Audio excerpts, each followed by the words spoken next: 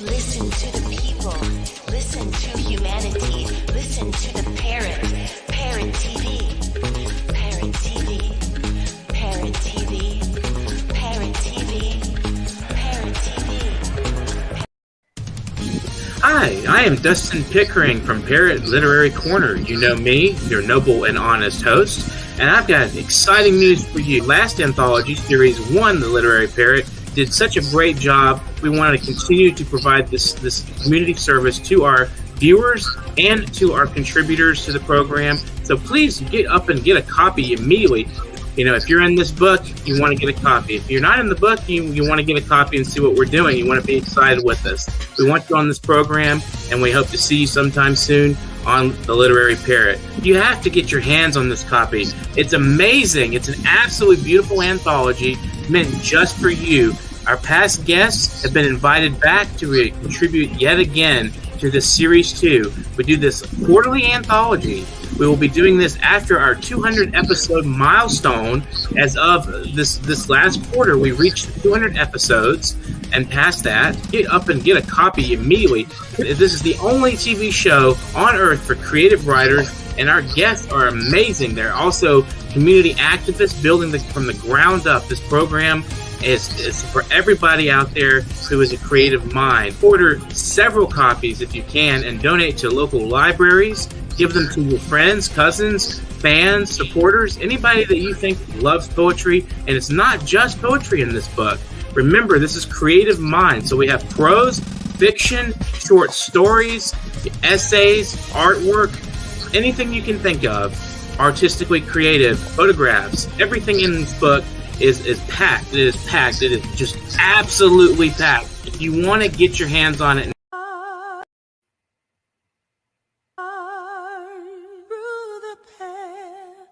listen to the people. Listen to humanity. Listen to the Parrot. Parrot TV. Parrot TV. hey guys, welcome to World Inkers Network. I'm Dustin Pickering, your noble and honest host. Today, on episode 238, we have William DeVault.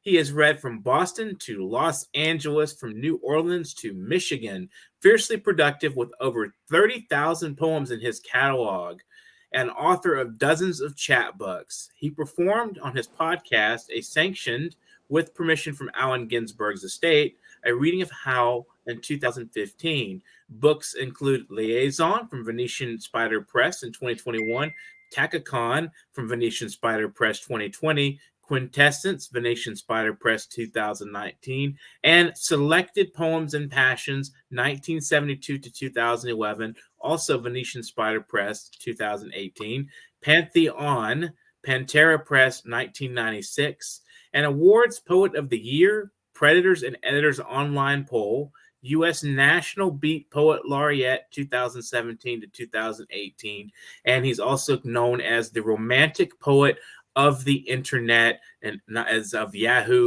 1996. So thanks for joining us today, William. How are you doing right now? I'm doing great. I know our sound is a little sketchy. Please let me know if I have to repeat myself. All right. Excellent. I can definitely keep you updated if there's any issues with understanding you or hearing you. So if you have the same trouble, let me know. Yeah, there's sometimes some network problems, but we'll work with it. So it's excellent. So amongst all your awards and publications and 30,000 poems to your name, have you attended any events that really just captivated you and made you think, this is what I'm a poet for? Oh God, you're going to get me in trouble already. Okay. I've been to events in the U.S. But I'm something of an iconoclast. I'm something of a curmudgeon. Mostly at these events, I run into a lot of hobbyist level poets who think full-blown poets that they live the life because they wrote a poem once. Give you an example. I was at a conference, and a young woman came up to me and she said, "You've got your own publishing house." I said, "Yes." She said, "Would you like to publish my book of poems?" I said, "Do you have a manuscript with you?" I said, "Oh, but I wrote a poem and it's pretty good, and I figure I'll write some more. How many do you need? I said, tell you what, rather than let's talk about how many I need, let's talk about the process. I said, when you go home, write 100 poems. Put them in a drawer, don't look at them for a month. In a month, pull them out, read them. Throw out all the ones that are garbage. That'll be about 70% if you're a normal person. Mm-hmm. Keep writing until you've got another 100. Put those back in the drawer. After about a month, take them out and read them. Do this several times until you've got 90 to 100 really good poems you'd like to read. And then send an alert. Because the market is flooded right now for poetry. I mean, poetry has never been big business, big money making. But with the market flooded as it is, you write the best book of poetry ever written, and you publish through a small publisher like Venetian Spider Press, you'll be lucky to sell more than a few hundred copies. I've had 2 books that did better than that out of the 20, 30 some that I've published. And that's getting lucky. That's falling into the right groove, hitting the nerve at the right time. And and then you compete with the anthologies. And I'm not picking on you guys, don't worry. I know a lot of presses, rather than groom poets, say, hey, we're going to put out an anthology. Send us your 3 best poems and we'll put one of them in there. The poets, in most cases, never get a nickel for having written the poems. The only person who could ever make money off it would be the publisher, the middleman. And let's face it, in our society, it's the middleman who makes the money. Bill Gates was not a computer engineer. He was a salesman. Steve Jobs, I love him to death, but in the end, he was a middleman. Jeff Bezos, all these guys, they're all the middlemen. The guys who actually create the products, create the words, make the music, what have you, often die alone and drunk in the gutter because the middle guy is the guy who makes the money. And that's part of the imbalance in our society. I'd love to see it that artists, writers, sculptors, poets, whatever, were treated with the same respect that their work allows. I can write something today that, reading it, 500 years from now, it'll be quoted. Today that your grandchildren will have to sit in English class and talk about that thing that you wrote today. But you will not make as much money off of your poetry as the guy who invented the wacky wall walkers. Because that's just the way the society goes. That's the way it flows. And part of it, the glut of mediocre poetry. I see people say, hey, I sold 50 copies of my book. Who'd you sell them to? Well, my family and other poets that I trade with and all this. Yeah, but is it penetrating the market? Or has poetry become so inbred? I mean, so many poetry groups that I get involved with. I'm there for a few weeks and then I go, these are just the same 30 friends getting together. They're all reading some of their stuff to each other. There's never anybody new in the meetings. Right. It's inbred. And that really, really disappoints me because you're supposed to be getting the word out to people. I was raised in the church. I was raised to be a Southern Baptist minister.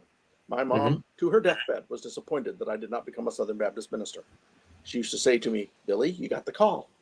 I said, no, I never got the call. Maybe you took it for me, but I didn't get it. That's a good one. I have to remember that. But I was a Sunday school teacher. I did some youth ministry projects, something like that. But the thing that really offended me in the church was an echo of something I heard a pastor say back in the 60s. Church was never meant to be a museum for saints. It's supposed to be a hospital for sinners. But you go in there on Sunday morning and it's all people who are regular members, who know each other, who sing their songs, listen to the hymns and go home. That's not the purpose. That's not the fundamental of the Great Commission. And there needs to be a Great Commission for the arts.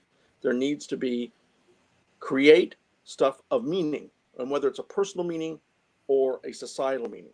If you want to write a poem about hunger in Africa, great. Make sure it gets in front of people who can have an impact on that. If you want to write a poem about love, write it. but make sure it gets out there where it can stir people's hearts. I have sat through, I mean, I have a reasonably stable mind. I have sat through conferences, or I've sat through events where 20, 30 poets will get up and do 10-minute reads each. That's great. Mhm. I don't like 10-minute reads. I like half hour, hour, 2 hour. My record is 3 hours and 41 minutes for a reading. But at the end of it, I can't tell you the name or the first line or any phrase from any of the poems that were read by those 30 poets. The purpose of poetry, the origin of poetry, was to use language to give something to people that they could remember and communicate down the line. And if they're not remembering it, if they're not communicating it, then it's not poetry. And I don't care whether you use meter or whether, I'm going to get comments. I don't care whether it's the meter or the language or the words placed trippingly on the tongue or what have you. You've got to give them something. Right. It breaks my heart when I go away from a reading and I talk to somebody who was in the audience and I say, well, what did you think of such and such? What was that? That was the poem about this. I don't remember that one. All right. How about the poem where I said sex? Oh, yeah, that was pretty good. In what context did I say sex? I don't remember. You just want to scream because you're trying to communicate. And in college, I studied under McCroskey, who's like the dean of human communications. And the McCroskey model said there's the sender of the message, there's the receiver of the message, and then there's the message, and then there's the feedback. But let's ignore that. The meaning is all in the receiver. I can say to you, look out, there's a Nazi orc behind you. And if you don't understand those words and you think I'm just saying nice hair, I've failed to effectively communicate with you. And I failed to probably save your life. So that's a failed communication. I had a woman once come up to me after a reading and say, your poem, Arachne and Red Lace, I didn't realize you used to be a heroin addict. No, I wasn't. But that poem, isn't that about heroin, trying to break out of heroin addiction? I said, no. It's about a girl I got involved with that I shouldn't have gotten involved with. Oh, obviously for some reason, either my reading or her perceptions or the words I chose or whatever did not communicate what I wanted the poem to communicate. So I dropped it from my standard reading list until I could figure out how to communicate it correctly. I got enough poems. If you say, read me 10 poems, I can read you different 10 poems 3,000 times. For those of you paying attention to that, that means I could do a 10 poem reading once a week for the next 60 years, by which I better be dead, and never repeat a poem. So that, I mean, something's got to get through. Something's got to get through the ether.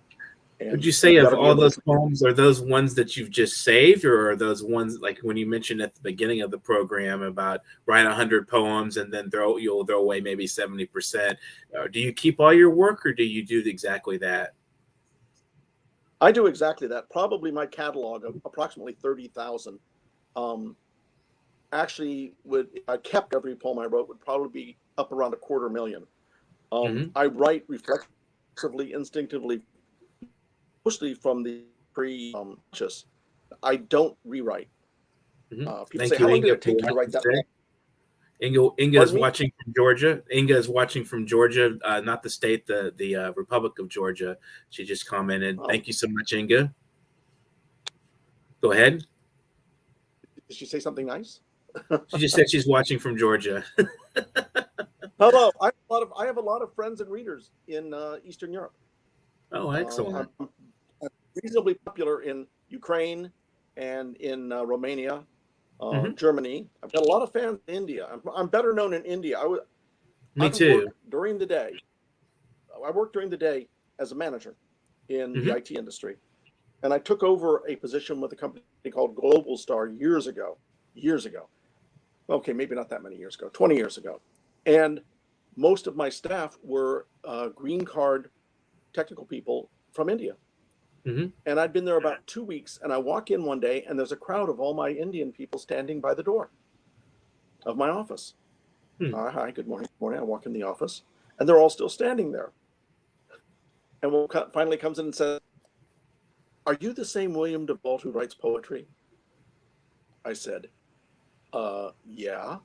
And suddenly money changed hands between several people. Somebody had a running bet on whether I was that William DeVault. That's funny. A few years ago, I was approached by someone who was planning to do a new translation of Rabindranath Tagore's Gitanjali, which is an amazing book. Yeah, and, it is. I was excited about it. And then I did some thinking and I went, you know what? I made a decision. I don't like translations because translations, no matter how perfect they are not the original work of the poet. Generally, it's you take something that was written, you rewrite it, trying to translate as best you can, and then somebody else comes along and kind of shapes it so it still looks like a poem. That's not the same thing. I tried an experiment. I took one of my simplest poems and I fed it into Google Translate, and I had it translated from English to French. Then I took the French and translated it to Spanish. Then the Spanish to, I believe it was Korean. Then from Korean to Russian, and then back to English. I don't know where that poem came from, but that wasn't something I wrote. It was definitely not what I had written, and definitely not what I meant. Now, admittedly, an automated translation is not quite the same as being a skilled translator. But I decided then and there that I wasn't. Some of my stuff has been translated overseas, but what they're seeing is not what I wrote. Oh, from Tbilisi. Very nice, Inga. So excellent. Thanks for watching, Inga. That's one of the things I get passionate about. That and anthologies, but and really bad. And American haiku. But I like it in the traditional Japanese form. Not reading it in the Japanese, but in that form. And a proper haiku, line one, all you poets out there, listen. Line one is supposed to set the time frame of the poem. For instance, my poem Matrimony, it says, in the time of the apple harvest, for the first line. I've established when it happens. Most haiku I read don't even pay attention to that. They count the number of symbols, make sure they've got about 575, call it a haiku. That's like saying I wrote a 14-line poem, therefore it's automatically a sonnet. No, it's not. Right. A lot of people understand it has a certain rhyme scheme, and then a lot of people understand that the last two lines are kind of supposed to sum it up, kind of lay the tread on it. But as someone whose last book was a set of 15 heroic crowns, 225 sonnets, I think I have a little insight into the sonnet form, just a little. Although it's not my favorite form to write in. My favorite to write in is, believe it or not, the French sonnet form. I don't know why. It's more challenging. I tried to turn it into a thing where I could make the equivalent of an heroic crown out of French sonnets, and it doesn't work because the last line, first line rule just doesn't work well with it. But that's me. Anyway, enough about what I like and don't like in modern poetry. There's some good stuff out there. The other day I was pondering a book that I read as a young man, Reflections on a Gift of Watermelon Pickle, which in the 60s was the book of poetry to read. Every school bought a ton of them. It was an anthology of a lot of modern poets. And Langston Hughes was in it, several others. Some of the poems were but some of them were amazing. And I look at those and I go, you know, if you wrote that poem today and tried to publish it, A, you'd have trouble publishing it.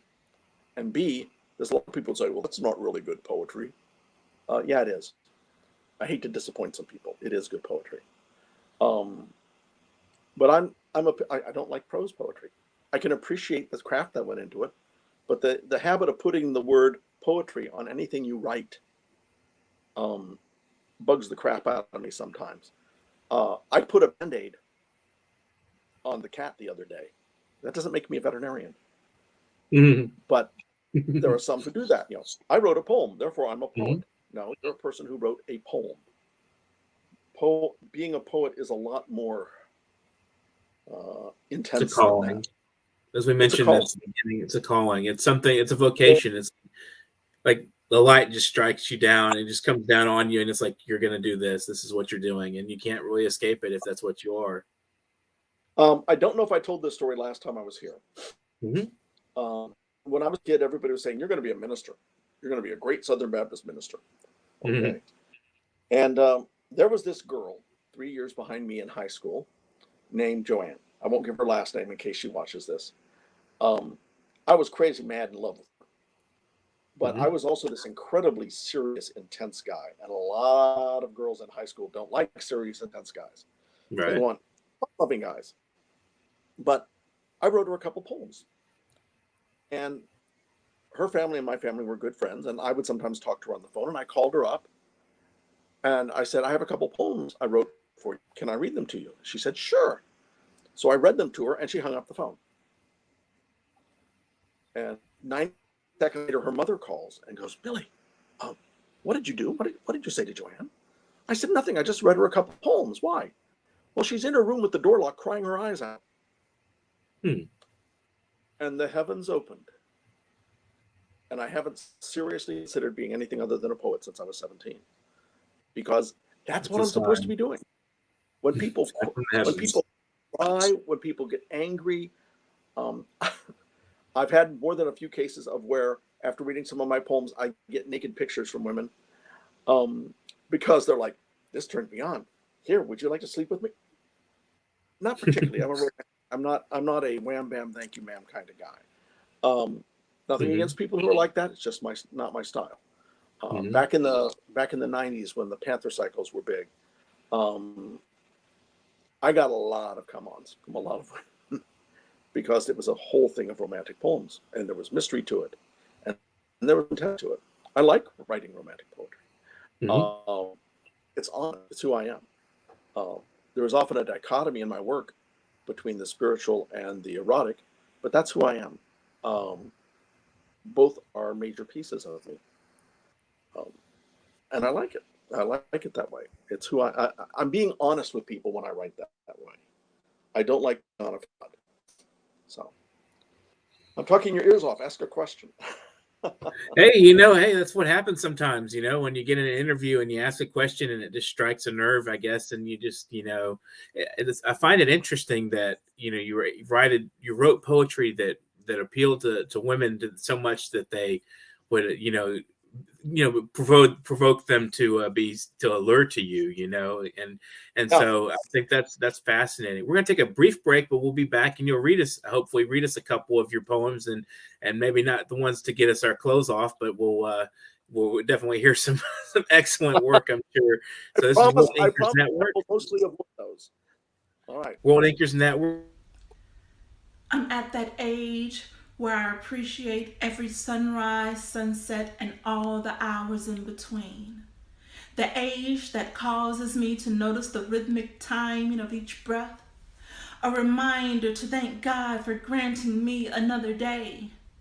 I'm at that age where joints begin to stiffen, and maybe I don't move as fluently as I did at 22. But I'm also at that age where I realize many didn't even get to see today. So I pray on bent and aching knee, thank you, God, for blessing me. I'm at that age where I notice my kids making some of the same mistakes that I did. And I remind myself that although never easy, I made it through, and so will they. I'm at that age where I understand that money never buys true happiness. But I'm also at that age where I understand it definitely does help to have a bit. I'm at that age where six-pack abs still attract. But I'm also at that age where the behavior of a true gentleman will stop me in my tracks. I'm at that age where I know what it means to be a woman alone with how to treat my man. Beginning with listening as he explains what he needs from me. You see, there may be many similarities, but all men are not the same. I'm at that age where I realize good things don't come to those who wait. They go to those who educate, plan, sacrifice, work, and repeat over and over and over again. I'm at that age where I appreciate spending time with family, whether we're on good terms or not. Because I'm at that age where I'm losing so many people that I care about. I'm at that age where I'm bearing down on that age where there are more chapters of my life in past instead of future tense. But I'm at that age where I refuse to give up. I continue to climb, to create, to improve, love, and share, bearing my soul to the universe while honoring my ancestors, my God, and myself, while becoming the best version of me possible, because I'm at that age.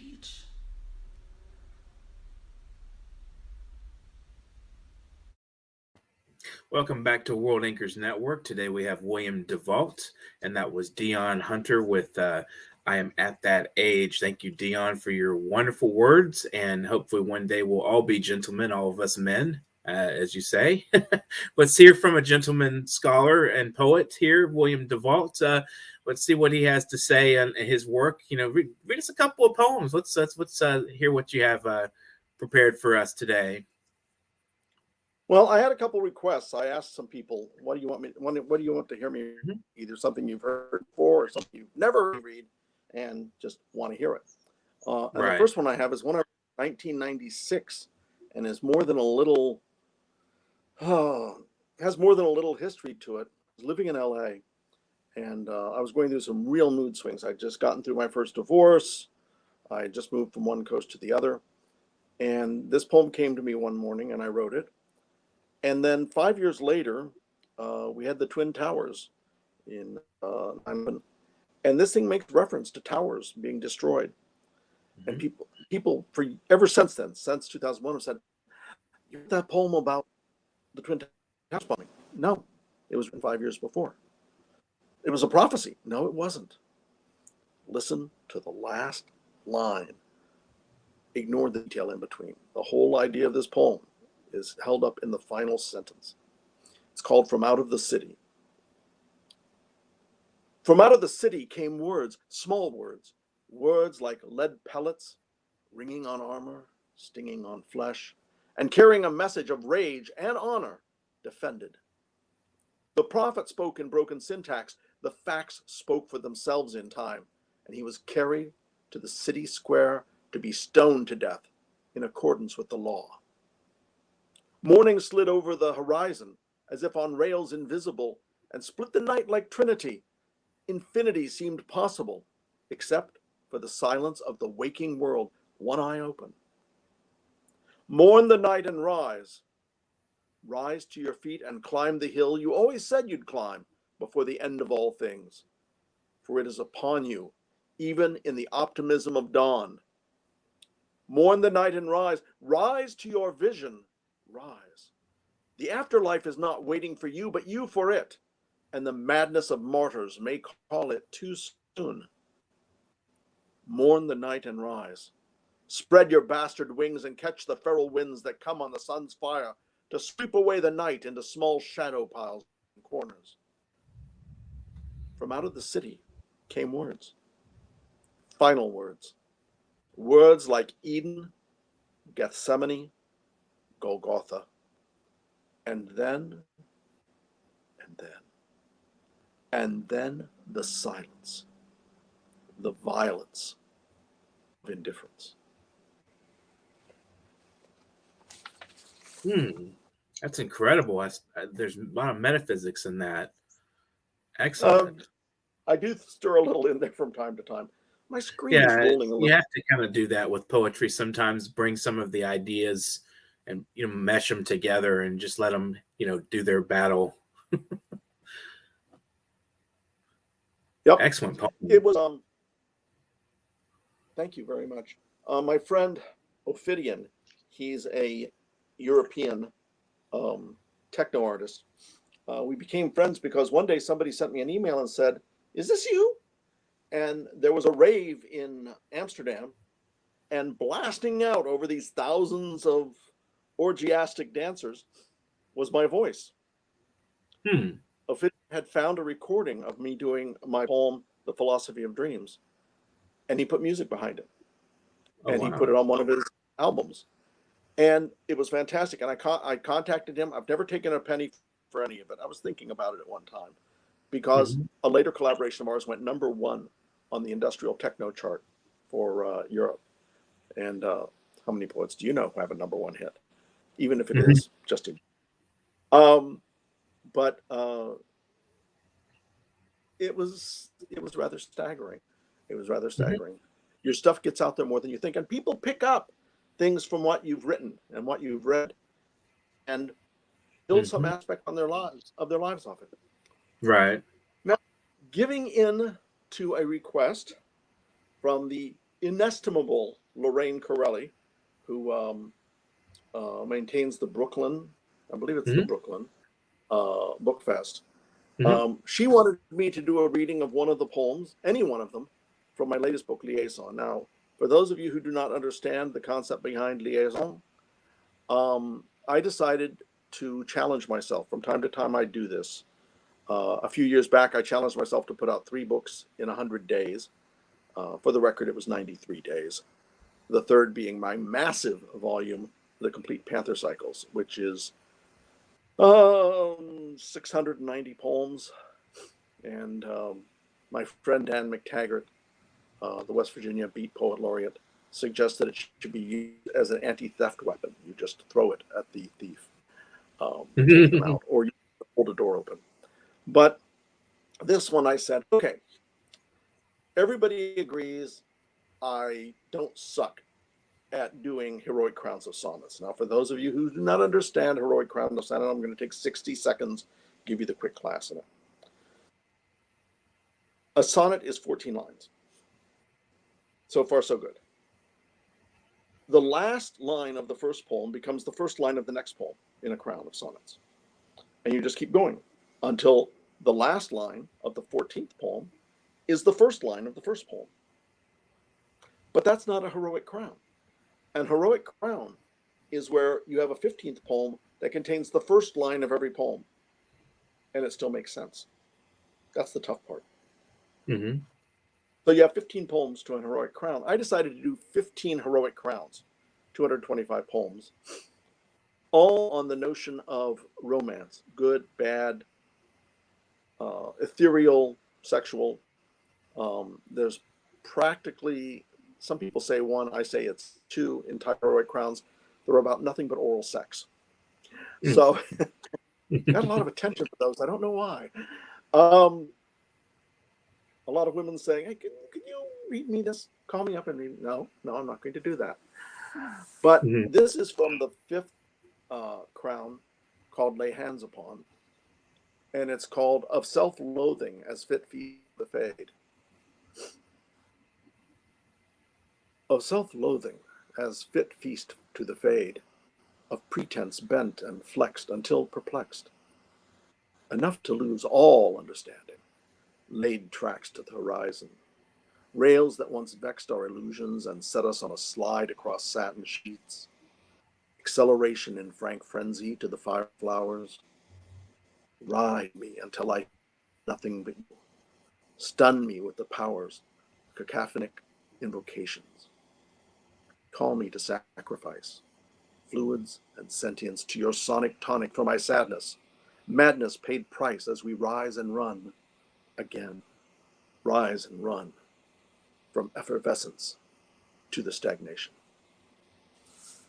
That's all it is. That's heady.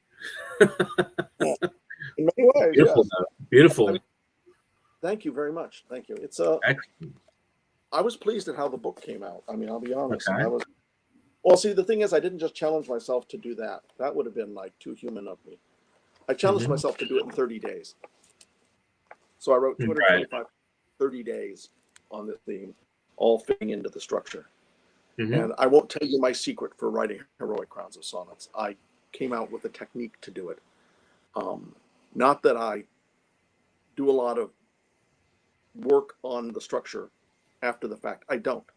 I doubt if there are 2 words in all 225 poems that I went, no, that's not the right word. Let's use this one. I believe poetry is like photography. It's an accurate, unassailable image of the moment. Mm-hmm. That's my poetry. That's not necessarily this guy's or this guy's or this gal's or this gal's. That's my poetry. Mm-hmm. And if I change anything, I'm with it. It's like photoshopping a picture of your girlfriend. That's no longer your girlfriend. That's some version of her, but it's not you. I don't change my poems. I write a poem, it's done.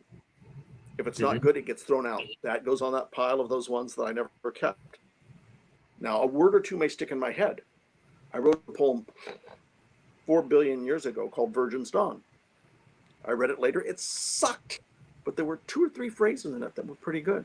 So I wrote them down on a piece of paper, put them aside. About 2 years later, I came across that piece of paper and just bam, and I wrote it. And the new version of it's so much better. So, but I for each poet how their process works. I write in the preconscious. I wait until I feel pressure behind my ears going, we have a poem. Right. I'll write it down. And that's how I do it. Muses going kind of dangling the carrot there a little bit for a while, and then finally you grab it and you're like, there it is. There's the poem. You got to get it hot enough that it forces its way out like magma. Right. All right. Do we have time for one more poem? Let's do one more, and then we have about 4.5 minutes or so left in the program. All right. I'm going to do one that comes at you from about 6 different directions, and it's called Evangelist, because some people have called me the evangelist of erotic poetry. I don't think of myself that way, but, whatever. And I start off the poem by quoting from Scripture. And now these 3 remain: faith, hope, and love. And the greatest of these is love. That's from 1 Corinthians 13:13. And here is the poem. And the greatest of these is love. And the greatest of these is love. And the greatest of these is the lover. Hover while you cover your ass. Pass judgment and ignorance on preferences present and past. Blasting bit by bit the fit feast released then ceased. Because fear abounds. Because fear confounds. And with sounds that have downed even a Messiah or 2 along the way, it will play with your purpose. Is not the essence of life the presence of love? Is not the essence of life the presence of love? Is not the greatest of all things love? And if so, is the lover not the trump card in the deck we deal from and are cut into? We shatter shit to split splinters that we may hint or not this winter of our contentiousness.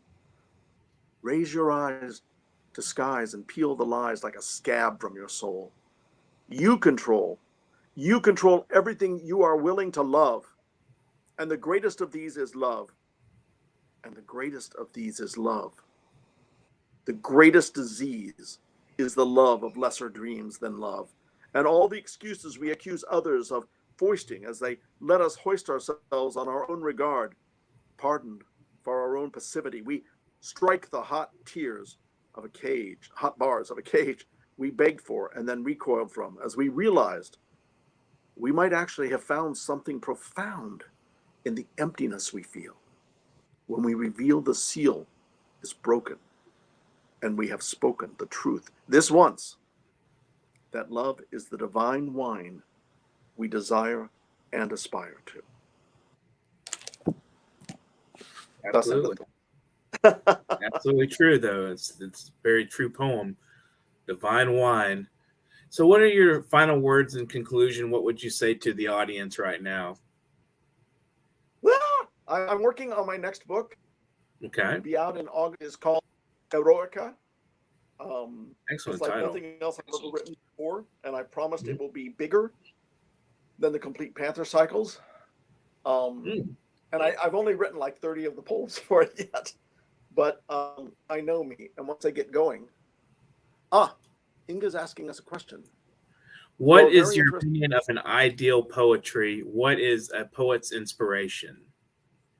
Well, first off, poets are inspired by different things. I know poets who are only inspired by politics. I'm unspoiled. I'm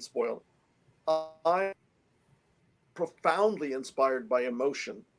Mm-hmm. You'll notice reading my poetry that there's a tremendous amount of references to both New Testament and Old Testament references, as well as several different mythologies. But in the end, love is what inspires me. Whatever heats me up, whatever makes me feel, that's what I need to do. And that's what I need to write about. If it's not being written to a person to let them know how I feel, it's being written to the world in general to maybe impart some small message. When I write self-consciously, when I try to write poetry, it sucks. It's bad. And I've written some bad poetry in my day. Mm-hmm. I probably published some bad poetry. Mm-hmm. Yeah. Well, you have to get any good. You write and write and write and write and write, and you throw out. Then again, it's like building up an army of veterans. You go to war, most of them die, some of them live. Those are the guys you build the new army around.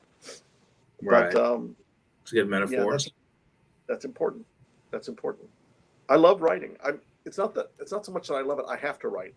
Either that or I would be insane.